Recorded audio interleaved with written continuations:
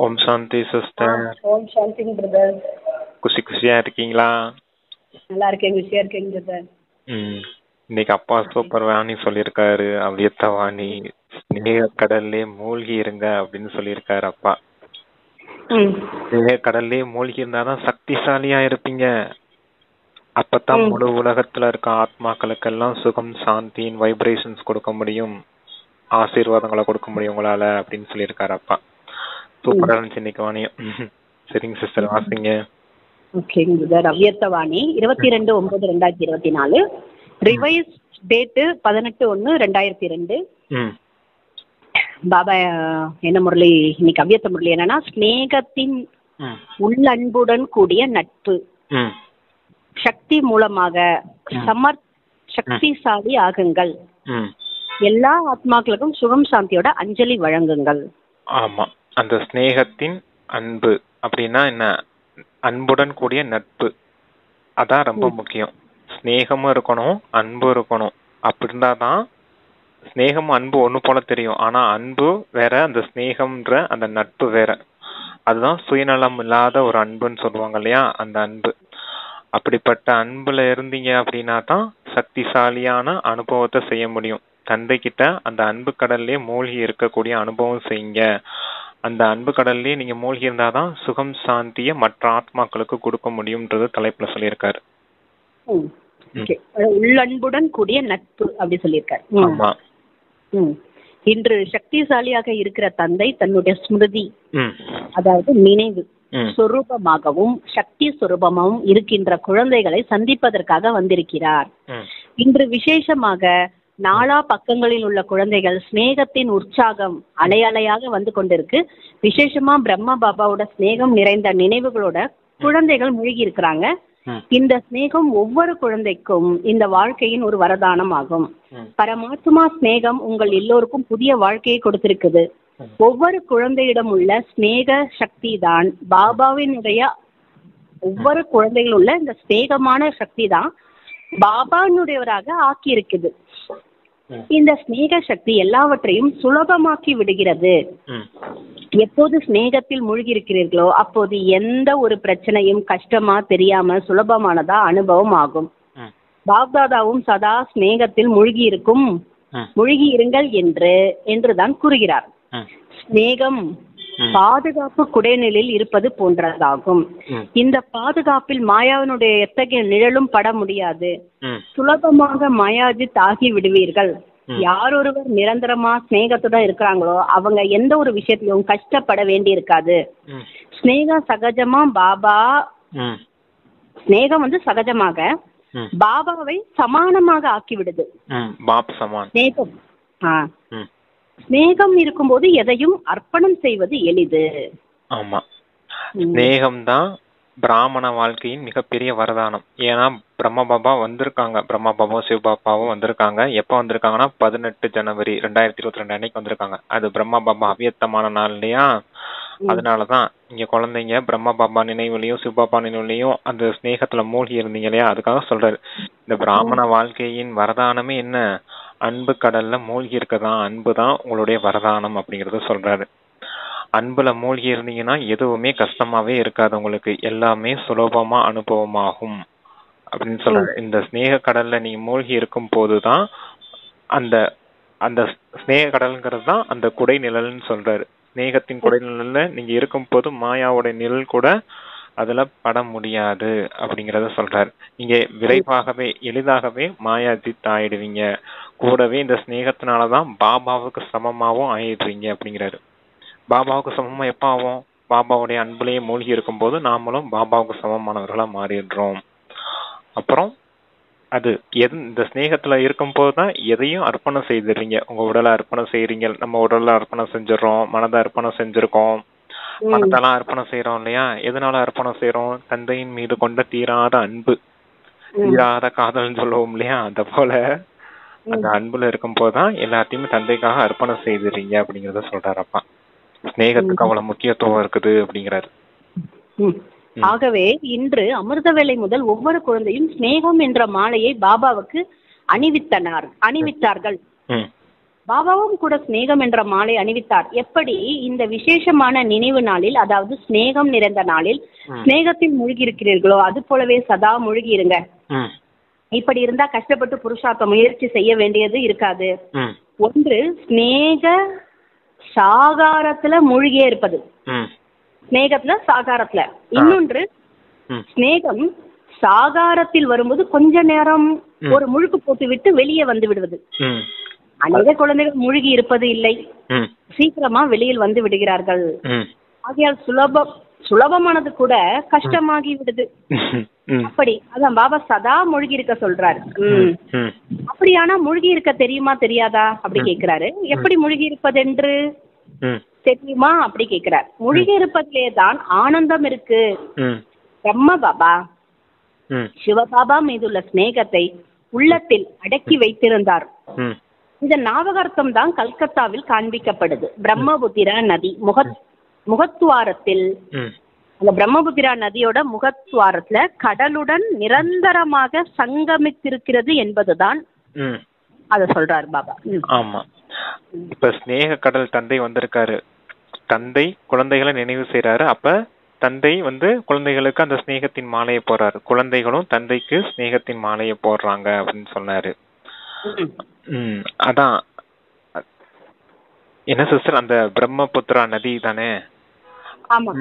எப்படி அன்பு கடல்ல மூழ்கி, எப்படி குழந்தைங்க அந்த ஸ்நேகத்துல கடல்ல மூழ்கி இருக்கதான் தந்தை சொல்றாரு.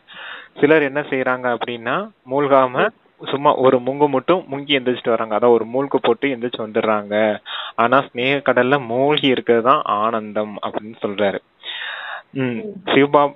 சிவபாபா மீது கொண்ட அன்புனால பிரம்ம பாபா எப்படி இருந்தாரு? சிவபாபா மீது அன்புலயே மூழ்கி இருந்தாரு. அவரோட நினைவார்த்தமா தான் பிரம்மபுத்திரா நதி அங்க கடல்ல, அங்க வங்க கடல் இருக்கு இல்லையா, அதோட சேரும் போது அங்க முகத்து துவாரத்துல ரெண்டும் சேர்ந்தது மாதிரி சங்கமிக்கிறது அப்படின்னு சொல்றோம் இல்லையா, சங்கமம் அப்படின்னு. பிரம்மாவும் பிரம்மபுத்திரா நதியும் கடலும் சங்கமம் ஆகிறது அப்படிங்கறத காமிச்சிருக்காங்க. அதாவது ஆத்மாவும் பரமாத்மாவும் சங்கமிக்கிறது. நேற்று சாக்கார முரளியில கூட பார்த்தோம் இல்லையா, ஞான நதிகளும் ஞான கடலான பாபாவும் சேரக்கூடிய நேரம், அதான் சங்கமம் அப்படின்னு நம்ம கொண்டாடுறோம், சந்திப்பு கொண்டாடுறோம். ஆனா பக்தி மார்க்கத்துல அதத்தான் நிழல் ரூபமா கும்பமேளா சங்கமத்தின் திருவிழான்னு கொண்டாடுறாங்கன்னு பார்த்தோம் இல்லையா, அதத்தான் அப்ப இங்க சொல்றாரு. இப்போது பாப்தா தான் குழந்தைகளிடமிருந்து என்ன எதிர்பார்க்கிறாரு என்றா, பாபாவிடம் உண்மையாகவே அன்பு இருக்குமானா அவருக்கு சமானமாக ஆகி காட்டுங்க என்கிறார். சதா சங்கல்பத்தில் சக்திசாலியாக இருங்கள். இப்பொழுது வீணானவற்றுக்கு நிறைவு விழா கொண்டாடுங்கள். ஏனென்றால் அது ஒரு இது லைன் பிரதர், சின்ன இது. வீணானவற்றுக்கு நிறைவு விழா கொண்டாடுங்க. அதுக்குத்தான் ஸ்நேகத்துல மூழ்கி இருங்க அப்படின்னு சொல்றாரு. ஸ்நேகத்துல மூழ்கி இருக்கும் போதுதான் சக்திசாலி அனுபவம் ஆகும். சக்தியா இருந்தீங்கன்னா தான் வீணானவைகளுக்கு முற்றுப்புள்ளி வைக்க முடியும். அதான் வீணானவற்றிற்கு முடிவு செய்திருங்க அப்படிங்கிறாரு. முடிவு கட்டிருங்க அதுக்கு அப்படின்றாரு. சொல்லுங்க. நிறைவு விழா கொண்டாடுங்கன்றாரு. அவங்க கொண்டாடுற மாதிரி சங்கம நம்ம விழா கொண்டாடுறோம். இப்ப என்னதுக்குன்னா வீணானவற்றுக்கு. ஆமா. ஏன்னா வீணானது அதாவது வியர்த்தம் சக்திசாலியாக அதாவது ஆக விடாது. மேலும் எதுவரையில் நிமித்தமாக இருக்கிற குழந்தையாக நீங்க அதாவது சக்திசாலி ஆகவில்லையோ அதுவரையிலும் விஸ்வத்தோட உலகின் இருக்கும் ஆத்துமாக்களுக்கு நீங்க எப்படி சக்தி கொடுப்பீங்க? எல்லா ஆத்துமாக்களும் சக்திகளில் முற்றிலும் காலியாகி விட்டார்கள். சக்திகளை பிச்சை கேட்கும் நிலைக்கே இப்ப வந்து விட்டார்கள். இப்ப பிச்சைக்காரர்கள் ஆகிவிட்ட ஆத்மாக்களுக்கு, ஹே சமர்த் ஆத்மாக்களே, சமர்த்னா சக்திசாலி ஆத்மாக்களே, இந்த பிச்சைக்காரத்தனத்தில் இருந்து விடுதலை கொடுங்க. ஆத்மாக்கள் சக்திசாலி ஆத்மாக்களாகிய உங்களை அழைக்கிறார்கள். ஹே முக்தி தாதாவின் முக்தி அளிக்கும் வள்ளலின் குழந்தையாகிய மாஸ்டர் முக்தி தாதாக்களே, எங்களுக்கு முக்தி கொடுங்க. இந்த சத்தம் உங்க காதில் விழவில்லையா? கேட்க தெரியவில்லையா? இதுவரையிலும் நீங்கள் விடுதலை ஆவதிலேயே கவனம் செலுத்தி கொண்டிருக்கீங்களா என்ன? விஸ்வத்தின் ஆத்மாக்களுக்கு எல்லைக்கு அப்பாற்பட்ட சொரூபத்தில் மாஸ்டர் முக்திதாதா ஆகிவிட்டால் உங்களுடைய சிறு சிறு விஷயங்களிலிருந்து தானாகவே முக்தியாகி விடுவீர்கள். இப்போது கூக்குரலை கேட்கும் நேரம். ஆத்மாக்கள் கூக்குரலை கேளுங்க. கூக்குரலை கேட்க தெரியுமா? தெரியாதா? குழப்பத்தில் இருக்கின்ற ஆத்மாக்களுக்கு சுகம் சாந்தியின் அஞ்சலி கொடுங்க. இதுதான் பிரம்மா பாபாவை பின்பற்றுவது ஆகும். Follow father. ஆமா, நீங்க அங்க ஆத்மாக்கள் எல்லாமே மொத்தமா சக்தியற்றவர்களா மாறிட்டாங்க. இருக்கிறதுலயே சக்திசாலியான ஆத்மாக்கள் நீங்க தான். எப்படிப்பட்ட ஆத்மாக்கள் சொல்றாரு? முக்தி வழங்கும் வள்ளலின் குழந்தைகள், மாஸ்டர் முக்தி வள்ளல். ஆத்மாக்களே, நீங்க எங்களுக்கு முக்தி கொடுங்கன்னு எல்லா ஆத்மாக்களும் பிச்சையை கேட்டுக்கிட்டு இருக்காங்க உங்ககிட்ட. சக்தி கொடுங்க, எங்களுக்கு முக்தி அழைச்சிட்டு போங்க அப்படின்னு. அந்த அந்த சத்தம் உங்க காதுல கேட்கலையா? அப்ப நீங்க உங்களை விடுவிக்கிறது, நீங்க இந்த பிரச்சனையில இருந்து விடுபடுறது எப்படி, அந்த சிந்தனையில மட்டுமே இருக்காதீங்க.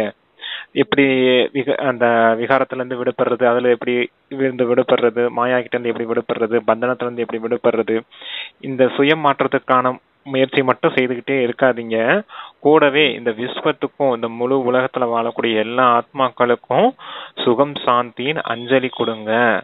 அப்படி நீங்க கொடுக்கும் போதுதான் மொத்தமா விடுதலை ஆவீங்க. உங்களுடைய சிறு சிறு பிரச்சனைகள் இருக்கு இல்லையா, அந்த பிரச்சனைகள் இருந்து தானாவே விடுதலை ஆயிடுவீங்க அப்படிங்கறத சொல்றாரு. நீங்க இங்கிட்டு செய்யுங்க, அங்கிட்டு உங்களுக்கு தானாவே விடுதலை கிடைச்சிடும் அப்படிங்கறத சொல்றாரு. இதுதான் பிரம்மா பாபாவை ஃபாலோ பண்றது. பிரம்மா பாபா இந்த காரியம் தான் செய்துட்டு இருந்தார். அவருக்கும் பந்தனங்கள் பிரச்சனைகள் எல்லாம் வந்துட்டு தான் இருந்துச்சு. அவர் முழு உலகத்துக்கும் அந்த சக்தி கொடுத்துட்டே இருந்தார். எல்லா ஆத்மாக்களுக்கும் சுகம் சாந்தி கிடைக்கட்டும் அப்படிங்கிற அந்த தூய்மையின் வைப்ரேஷன்ஸ், சுகத்தின் வைப்ரேஷன்ஸ், சாந்தியின் வைப்ரேஷன்ஸ், இந்த சக்தி சக்காஸ் கொடுத்துட்டே இருந்தார்.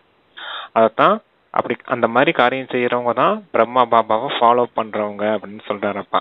அப்போ உங்களுக்கும் கொடுக்கப்பட்ட ஸ்ரீமத் என்ன, ஃபாலோ ஃபாதர் தானே அப்படிங்கிறாரு.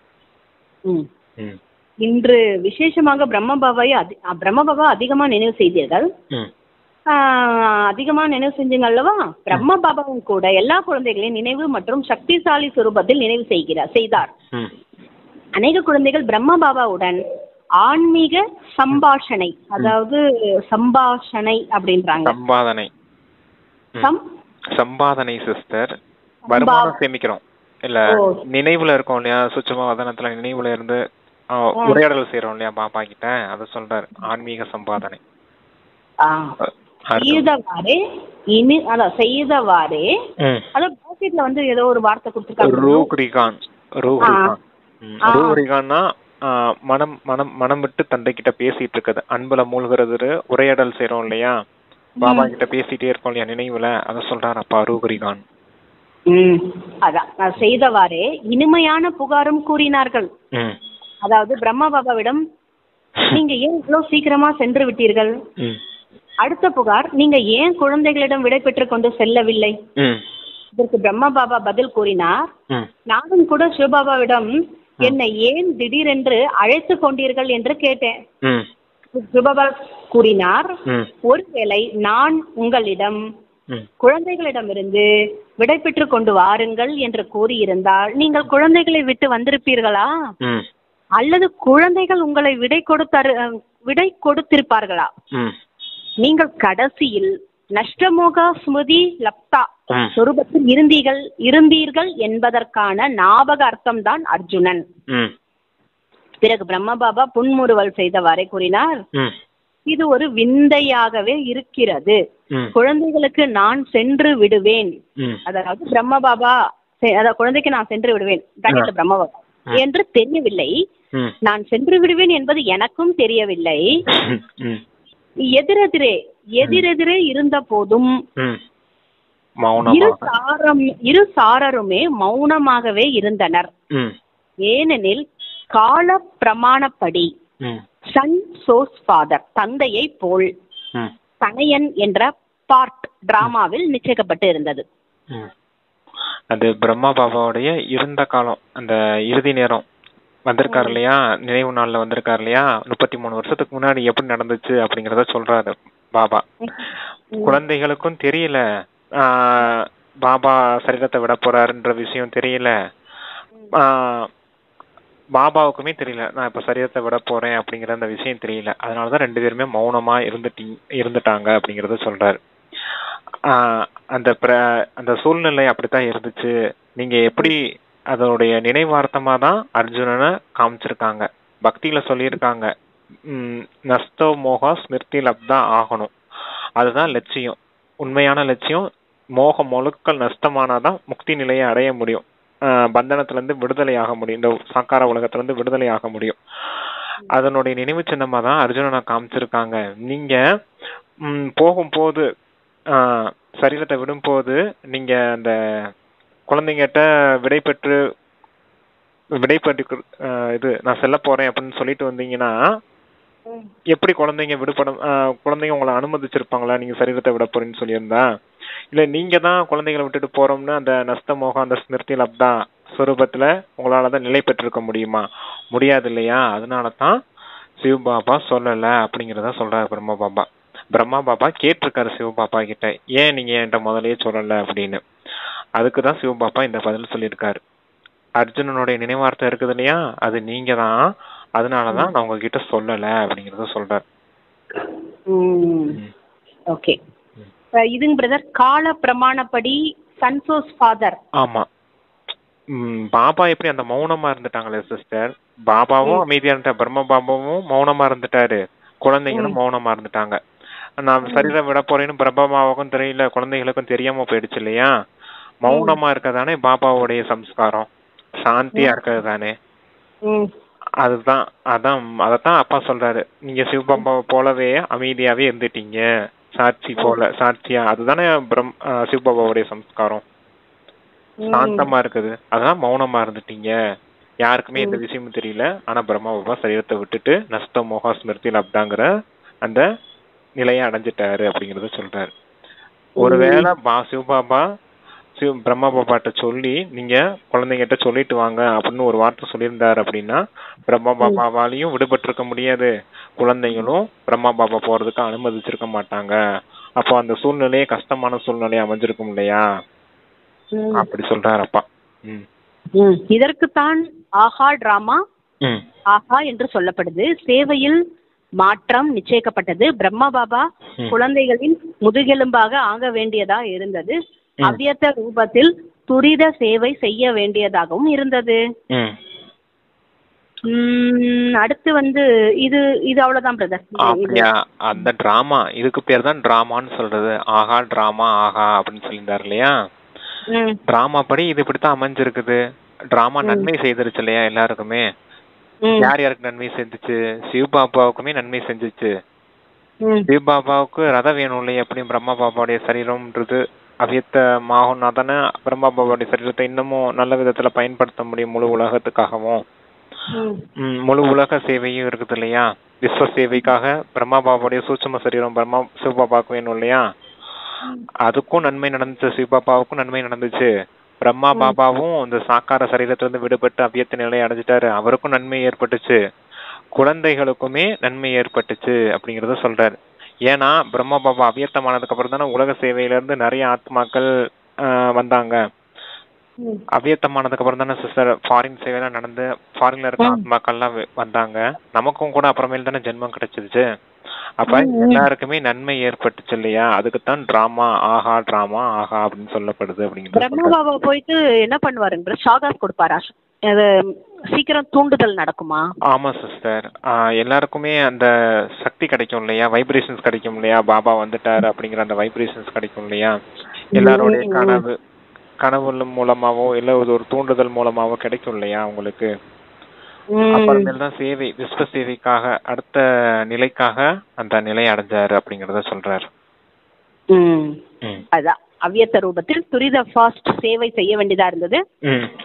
விசேஷமா இன்று இரட்டை அயல் நாட்டவர்கள் மிகவும் இனிமையிலும் இனிமையான புகார்களை கூறினார்கள். டபுள் ஃபாரினர்ஸ் புகார் கொடுத்தனர். டபுள் ஃபாரினர்ஸ் பிரம்மாபாபாவிடம் கூறினார்கள், நீங்கள் 2-3 வருடங்கள் இருந்தீர்கள் என்றால் நாங்கள் உங்களை சந்தித்திருப்போம். ஆமா, 2-3 வருஷம் இருந்திருந்தாங்கன்னா இல்ல இனி கொஞ்சம் ஸ்லோவா வாசிக்கலாம் சிஸ்டர், ஏன்னா அடுத்து எதுவும் புரியாத மாதிரி இருக்கும். ரெண்டு இது இருக்கு இல்லையா, குழந்தைங்களுக்கு 2-3 வருஷம் சேர்த்திருந்தீங்கன்னா நாங்க கூட உங்களை பாத்துருப்போம் இல்லையா பிரம்மா பாபா அப்படின்னு சொல்லிட்டு இருக்காங்களா ஃபாரினர்ஸ், டபுள் ஃபாரினர்ஸ்லாம். அதுக்குதான் பாபா சொல்றாரு, 2-3 வருஷம் இருந்திருந்தாங்கன்னா அவ்வியக்த சேவையே நடந்திருக்காது. ஃபாரினர்ஸ்ல இருந்து எப்படி அவங்க வந்திருப்பாங்க மதுபனுக்கு? அப்ப அவ்வியக்தமானதுக்கு அப்புறம் தானே ஃபாரின் சேவையே நடந்துச்சு. அதுதான் நினைச்சு சிரிக்கிறாரு பாபா. சரி சொல்லுங்க அடுத்த. இதற்கு பிரம்ம பாபா புன் சிரித்தவாறே கூறினார். சிரிப்பு வருவது எதனால் என்றால், நீங்கள் டிராமா ஏன் இப்படி செய்தது என்று டிராமாவிடம் கேட்டு பாருங்க. ஆனா உள்நாட்டிலும் வெளிநாட்டிலும் லாஸ்ட் சோ ஃபாஸ்ட் உதாரணமாக வேண்டியதாக இருந்தது. ஆதலால் இப்போது லாஸ்ட் சோ ஃபாஸ்டினுடைய பிரத்யேகத்தை தத்ரூபமாக காட்டுங்கள். எப்படி இன்று சமர்த் திவஸ் சக்தி நிறைந்த நாள் கொண்டாடினீர்களோ அதே போல இப்போ ஒவ்வொரு நாளும் சமர்த் திவஸாக இருக்கட்டும். எந்த ஒரு குழப்பமும் இருக்கக்கூடாது. பிரம்ம பாபா என்று 3 வார்த்தைகளில் அறிவுரைகள் தருகிறார். நிராகாரி, நிர்விகாரி, நிராகங்காரி. ஒரு வினாடியில சாகார சொரூபத்தில் வாருங்கள். ஒரு வினாடியில் நிராகார சொரூபத்தில் நிலைத்து விடுங்கள். இந்த அபியாசம் முழு நாளும் அடிக்கடி செய்து கொண்டே இருங்கள். யோகம் செய்வதற்கு அமரும் போது மட்டும் நிராகாரி ஸ்திதியில் நிலைத்திருக்க வேண்டும் என்பதல்ல. இடையிடையே பிரத்யேகமாக நேரம் எடுத்துக்கொண்டு இந்த தேக உணர்விலிருந்து விலகி நிராகாரி ஆத்ம சொரூபத்தில் நிலைத்திருப்பதற்கான அபியாசம் செய்ய வேண்டும். எந்த காரியமும் செய்யுங்கள், ஆனா காரியம் செய்து கொண்டிருந்தாலும் இவ்வாறு அபியாசம் செய்யுங்க. நான் நிராகார ஆத்மா, இந்த சாகார கர்மேந்திரியங்கள் மூலமாக கர்மம் செய்து கொண்டிருக்கின்றேன். கர்மம் செய்வித்துக் கொண்டிருக்கின்றது அது ஆத்மா. நிராகார் ஸ்திதி, கரன்கார் ஸ்திதி. கரான்கார் மற்றும் கராவணகார் அப்படின்னு சொல்லுவார். செய்பவர் மற்றும் செய்விப்பவர். செய்விக்கும் ஸ்திதி. கர்மேந்திரியங்கள் காரியம் செய்கிறது. கர்மேந்திரங்கள் காரியம் செய்கின்றவை. அதாவது ஸ்திதி அப்படி, அதோட ஸ்திதி காரியம் செய்யற ஸ்திதி. ஆத்மா செய்விப்பவர் ஆவார். அதனால் நிராகாரி ஆத்மா ஸ்திதி மூலம் தந்தையின் நினைவு தானாகவே வந்துவிடும். எப்படி பாபா செய்விப்பராக இருக்கின்றாரோ அது போல ஆத்மாவாகிய நான் செய்விப்பவன். ஆதலால் கர்மத்தின் பந்தனத்தில் சிக்கிக் கொள்வது இல்லை, விலகி இருப்பீர்கள். ஏனென்றால் கர்மத்தின் பந்தனத்தில் சிக்கிக் கொள்வதாலே பிரச்சனைகள் வருகின்றன. ஆதலால் முழு நாளும் சோதனை செய்யுங்கள்.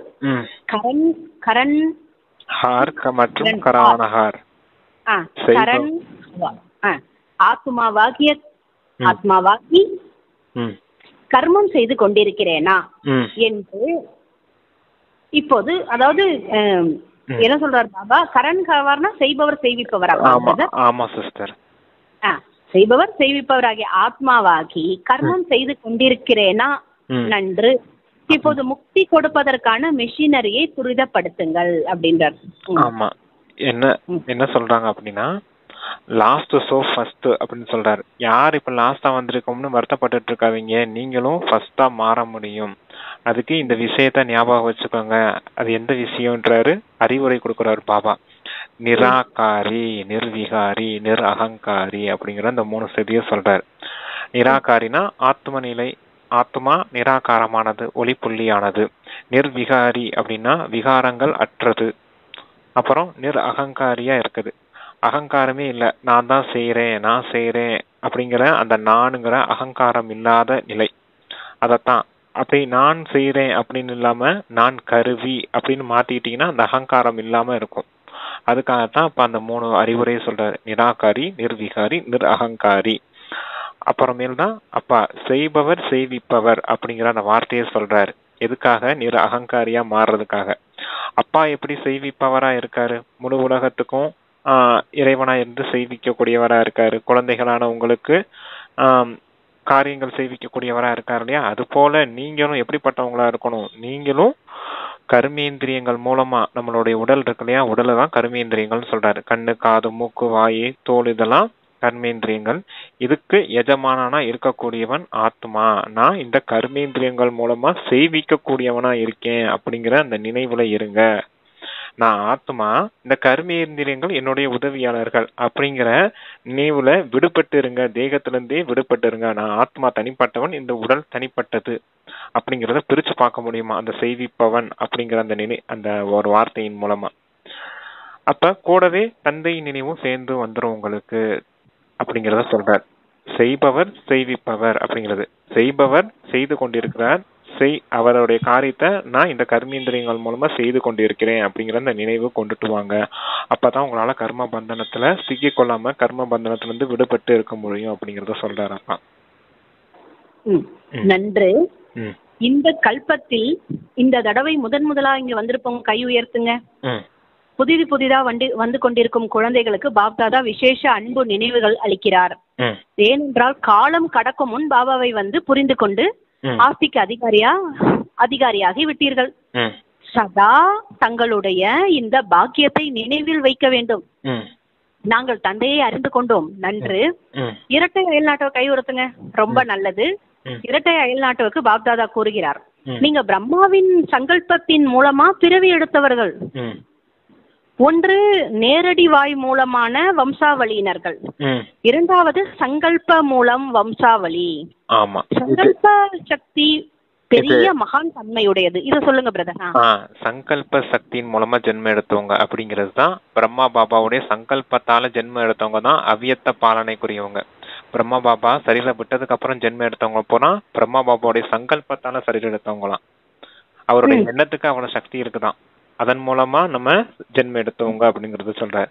அப்ப பிரம்மா பாபா சரீரம் விடுறதுக்கு முன்னாடி ஜென்மம் எடுத்தவங்க எல்லாம் பிரம்மா பாபா மூலமா சிவ பாபா கொடுத்த ஞானம் இருக்கு இல்லையா, வாய் மூலமா கொடுத்த ஞானம் இருக்கு இல்லையா, இங்க ஆத்மா பரமாத்மா நான் உங்களை தந்தை அப்படின்னு சொல்லி கொடுத்தாரு இல்லையா, அது ஜென்மம் எடுத்தவங்க தான் வாய் வழி ஜென்மம் எடுத்தவங்க.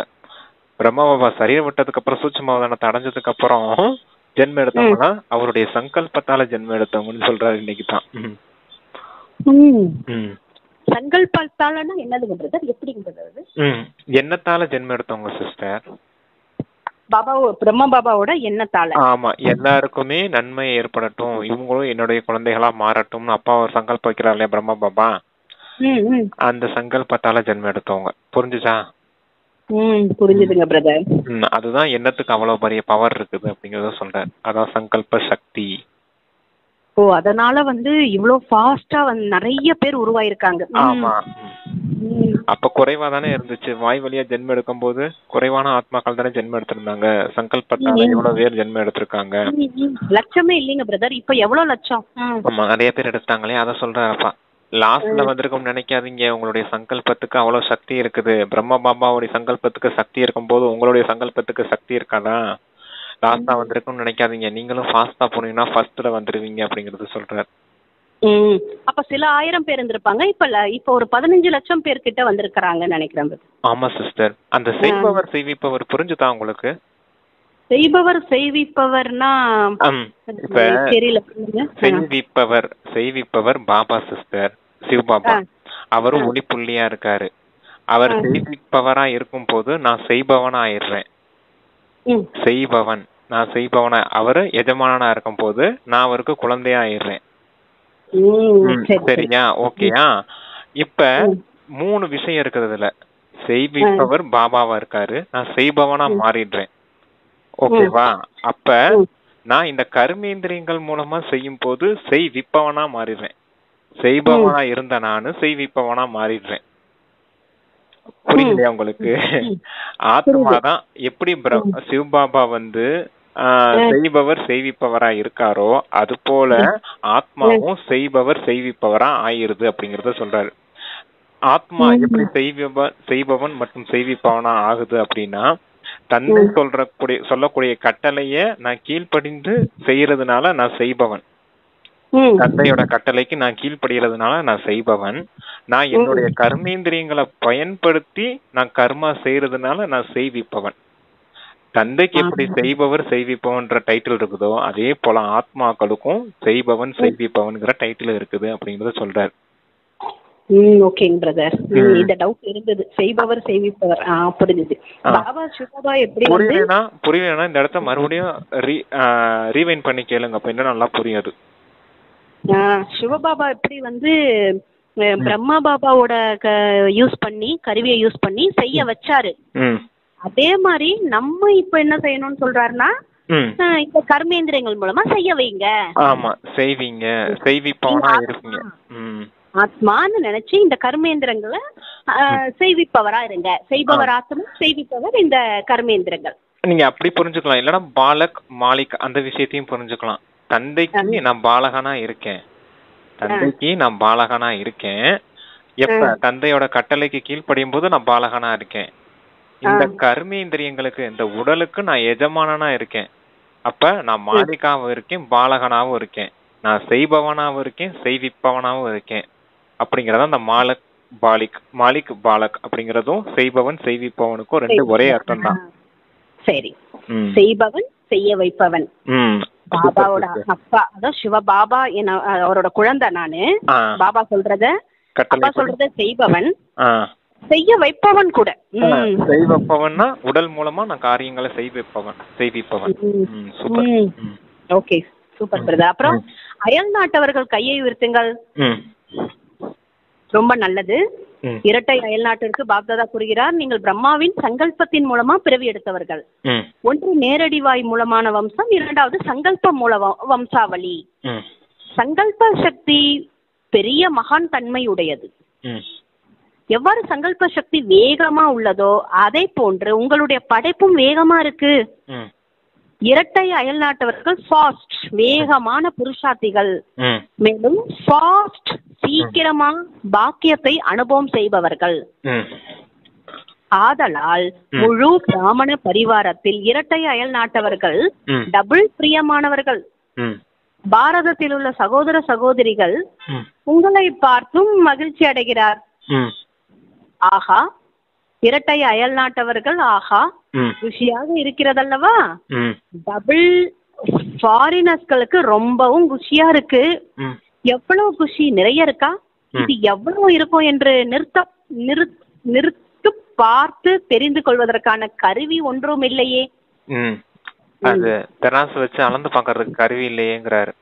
டபுள் ஃபாரினர்ஸ பார்த்து குஷி வருது இல்லையா நமக்கு. பாரு, வெள்ளவெளின்னு இருக்காங்க, அழகா இருக்காங்க, ஃபாரின்ல இருந்து வந்திருக்காங்க, இவங்க வந்து பாபா கிட்ட வந்து ஞானம் படிக்கிறாங்க பத்தியா, இவங்களும் புருஷார்த்தம் செய்யறாங்க பத்தியான்னு உள்நாட்டு நமக்கெல்லாம் பார்த்து குஷியா ஏற்படுதான். அவங்களுக்கும் உள்நாட்டுல இருக்க பாரதவாசிகளுக்கும் குஷி ஏற்படுது. அவங்கள பார்க்கும்போது இவங்களுக்கும் குஷி ஏற்படுது, உங்களை பார்க்கும்போது அவங்களுக்கும் குஷி ஏற்படுது. எல்லாருமே பிராமணர்களா மாறி இருக்கோம் அப்படிங்கிற குஷி இருக்குது இல்லையா அப்படிங்கறது சொல்றாருப்பா. இரட்டையா இல்லாத எப்பயுமே ஸ்பெஷல்னு பாபா சொல்ல. ஏன் அப்படின்னா உங்களுக்கு அந்த கலாச்சாரம் தெரியாம இப்ப வந்திருக்காங்க, அதனால. ஆமா, அந்த கலாச்சாரமும் இருக்குது. நமக்காவது தெரியும், சாமி கும்பிடுறது என்ன, நான்வெஜ் சாப்பிடக்கூடாது, வெங்காயம் பூண்டெல்லாம் சேர்க்கக்கூடாது, இதெல்லாம் தெரியும் நமக்கு. இங்கேயே பழக்க வழக்க முறைகள்லாம் இருக்குது. தூய்மையா இருக்கணும் அப்படிங்கிற விரதம் அனுசரிக்கிறது, சிவ ஜெயந்தி கொண்டாடுறது, கிருஷ்ண ஜெயந்தி கொண்டாடுறது எல்லாமே இங்க இருக்குது. விஷயங்கள் நம்ம தெரிஞ்சாலும் அஞ்ஞானத்துல இருந்தாலும் விஷயங்கள் ஏதோ கொஞ்சம் கொஞ்சம் இருக்குது பக்தி மார்க்கத்துல. ஆனா அவங்களுடைய கலாச்சாரம், வாழ்க்கை முறை எல்லாமே வேற வேற இல்லையா. முஸ்லிம்ஸா இருந்திருப்பாங்க, அவங்களுடைய பள்ளிவாசல் போய் தொழுக அந்த மாதிரி பண்ணிட்டு இருந்திருப்பாங்க. அப்புறம் கிறிஸ்தவர்களா தான் மேக்சிமம் நிறைய பேர் இருப்பாங்க, அவங்க சர்ச்சில் போய் ஜெபம் பண்ணிட்டு அந்த மாதிரி தான் இது பண்ணிட்டு இருந்தாங்களே தவிர இந்த மாதிரி வாழ்க்கை முறை, புருஷார்த்தம், ஆத்மா அப்படிங்கறதெல்லாம் யாருக்கும் தெரியாம தானே இருந்துச்சு அவங்களுக்கும், ஃபாரினர்ஸுக்கு. அப்ப இப்பதான் புதுசா தெரிஞ்சுக்கிட்டு வரும்போது அப்ப இவங்க கூட புருஷார்த்தம் பண்றாங்க, நம்மளும் இவங்கள போல புருஷார்த்தம் செய்யணும் அப்படிங்கறது நம்மளை பார்த்து அவங்க கத்துக்கிறாங்க இல்லையா. அப்ப அவங்களுக்கும் குஷி ஏற்படுது, இவங்களும் புருஷார்த்தம் செய்யறாங்க பத்தியா அப்படின்னு நமக்கும் குஷி ஏற்படுது அப்படிங்கறது சொல்றாரு. உள்நாட்டுல இருக்கவங்களுக்கும் வெளிநாட்டுகளை பார்த்து குஷி ஏற்படுது அப்படிங்கிறார். அவங்க ட்ரிங்க்ஸ் எல்லாம் கூட நிறைய அடிப்பாங்க இல்லைங்க பிரதர்? ஆமா, ட்ரிங்க்ஸ் என்னென்ன கெட்ட பழக்கம் இருக்கோ எல்லாமே தான் இருக்கும். அவங்களுக்கு மட்டும் இல்ல, நமக்கும் தான். ஏன்னா மொத்தமா எல்லாரும் தமோ பிரதான ஆத்மாக்கா இல்லையா, அவங்கள மட்டும் குறிப்பிட்டு சொல்லக்கூடாது இல்லையா, எல்லாரையும் மொத்தமா தான். அவங்களுக்கு தெரியாது இல்ல, லேடிஸ் அந்த கிளைமேட்டுக்காக. ஆனா பாபம் சொல்லுவார்ல, சாராயம் இதெல்லாம் குடிக்க கூடாது. அது எல்லாருக்குமே பொதுவானது. ஓகே ஓகே ஓகே, அது வெளிநாட்டவங்களுக்கு தெரியாது இல்ல, நமக்கு இங்க தெரியும். அதான் கரெக்ட். அது சொல்றாரு பாபா. அதனாலதான் அவங்க ஸ்பெஷல். அவங்க ஏன் பாபா சொல்றாருன்னு கொஞ்சம் நமக்கு கூட தோணும்ல. அது எவ்வளவு பாபா உணர்ந்து சொல்லியிருக்காருன்றது தெரியுது. அதுக்குதான் அதான் அவங்க நமக்காவது சிங்கிள் முயற்சி தான் சரியா, இதெல்லாம் தப்புன்னு தெரியும். ஆனா அவங்களுக்கு கலாச்சாரமே அதுதான் அப்படிங்கிறப்ப அவங்க டபுள் முயற்சி செய்யறாங்க. அந்த கலாச்சாரத்துல இருந்து விடுபடுறாங்க. கூடவே தந்தையின் கட்டளை கீழ்ப்படிந்தவர்களும் நடக்கிறாங்க இல்லையா. அப்ப 2 முயற்சி செய்ய வேண்டியதா இருக்கு. அதனாலதான் டபுள் பிரியமானவர்கள் சொல்றாரு அவங்கள பார்த்து. அப்போ எவ்வளவு ஒரு சக்தி வேணும். பாபா கொடுக்குற சக்தி எழுதுறது நிறைய இருக்கு அவங்களுக்கு வெளியில வர்றதுக்கு, அந்த மனசை கொண்டு வரதுக்கு. அதுதான் பாபா தான் சொல்றாரு. டபுள் ஃபாரினர்ஸுக்கு ரொம்ப குஷியா இருக்கு. எவ்வளவு குஷி, அதை அளக்க ஏதாவது கருவி எல்லாம் இருக்கான்னு கேக்குறாரு. பாபா கேக்குறாரு. டபுள் ஃபாரின் வெளிநாடுகளிலும் கேட்டுக்கொண்டிருக்கிறார்கள், பார்த்து கொண்டும் இருக்காங்க. நல்லது. இந்த விஞ்ஞான சாதனம் உங்களுக்கு எல்லையற்ற சேவை செய்வதற்கு உதவியாக இருக்கும். மேலும் இதன் மூலம் சுலபமாக சேவை செய்ய முடியும். விஞ்ஞானத்தின் இந்த முன்னேற்றம் கூட உங்களுடைய ஸ்தாபனை காரியத்தோடு சம்பந்தப்பட்டிருக்கு. நல்லது. எல்லா பாண்டவர்களும் சக்திசாலிகள் தானே, பலவீனமானவர்கள் இல்லை அல்லவா? எல்லோரும் சக்திசாலிகள். மேலும் சக்திகளும் பாபாவுக்கு சமமானவர்கள் தானே. சக்தி சேனை, சக்தியினுடைய சக்தி மாயாஜித் ஆக்கக்கூடியது. நன்று, நல்லது சொல்றாரு. சக்தியினுடைய சக்தியானது மாயாஜித் ஆக்கக்கூடியது. ஆமா, பாண்டவர்களும் சக்திசாலியானவர்கள் தானே. எல்லாருக்கும் அன்பு கிடைச்சிருக்கு இல்லையா. அப்ப நீங்க சக்திசாலியா மாறணும் இல்லையா. உங்களுடைய சக்தினால மாயையை வென்றவர்களா ஆகுங்க அப்படிங்கிறாரு. மாயாஜித் ஆவீர்கள் தானே அப்படிங்கிறாரு. மாயாஜித் ஆக்கக்கூடிய சக்தி. இன்று விசேஷ அலங்காரம் செய்யக்கூடியவர்களும் வந்திருக்கிறார்கள். கல்கத்தாவில இருந்து மலர் கொண்டு வந்திருக்கிறார்கள். எல்லா இடங்களிலும் மலர்களால் நன்றாக அலங்காரம் செய்திருக்காங்க. இது ஸ்நேகத்தோட அடையாளம். நல்லது. தங்களுடைய ஸ்நேகத்தை இவ்வாறு காட்டி கொண்டார்கள். நல்லது. டீச்சர் கை ஒருத்துங்க.